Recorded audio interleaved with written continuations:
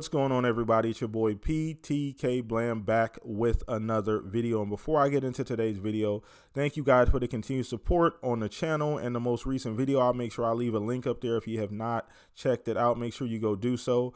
Hit the like button as well. All of the likes help videos viewership as well as help them be seen, and I greatly appreciate that. But on to today's video, because I have a fun video today and we're talking a little bit about Arc Raiders. So I have been following this game since 2021 when it was revealed at the Video Game Awards. It is being made by Embark Studio, which is a dev that is full of old DICE developers. They have made, if you've never heard of it, the FPS arena shooter, The Finals, a hugely successful FPS arena shooter that's still currently going to this day. It's about 2 or 3 years old, and it's really, really successful. So I know they had the talent and the pedigree, and this game caught my eye immediately. So initially, it was supposed to be a PvE co-op looter shooter, much like Destiny, much like The Division. Those are the kind of games that I have 1,000 hours in and I'll play forever. So I was extremely excited right out the rip, wanted to see what it was about.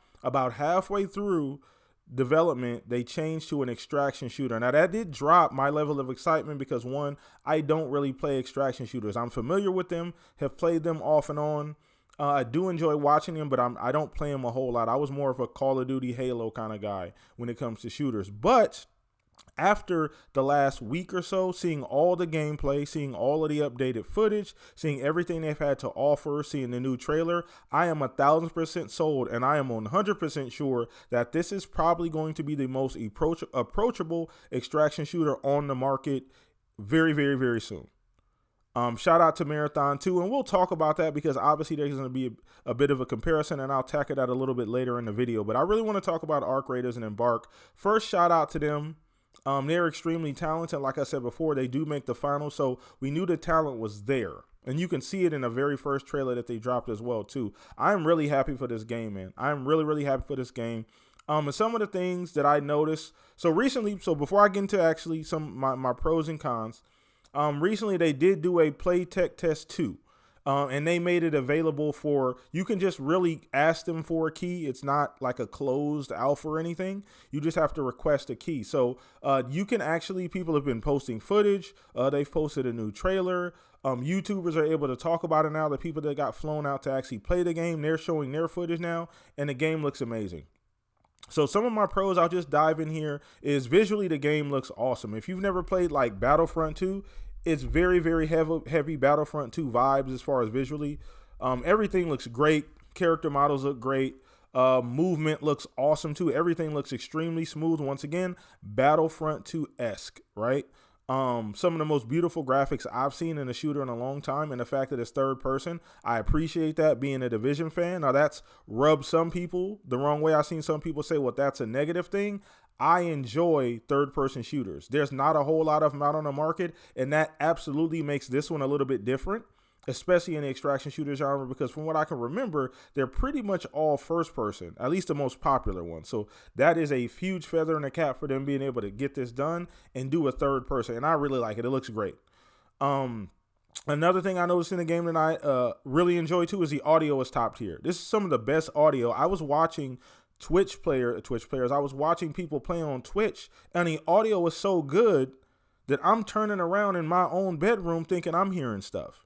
So the audio is 1,000% intentional, from gunfire in the distance to the AI moving around to grenades to you salvaging and opening lockers. You can throw rocks and create extra sound. It creates a real tactical advantage. It creates a sense of tension in the game too when you're walking in the environment and all this stuff is going around you, and you don't know really how far or how close. You can hear other people rummaging around 2 floors above you. The audio is top notch. I don't recall ever seeing audio this good in a video game, not a shooter at least.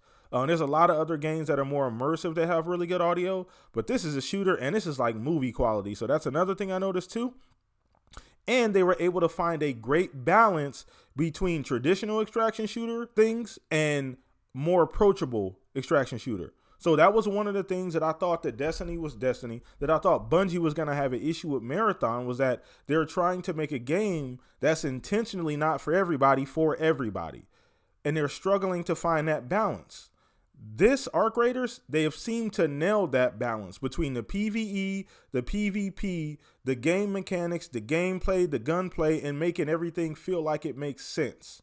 So everything looks coalesced. All the ideas look like they've melded together. It doesn't feel like a split experience, much like Marathon felt while watching it. I didn't necessarily know what I was looking at while watching Marathon. I love the art style.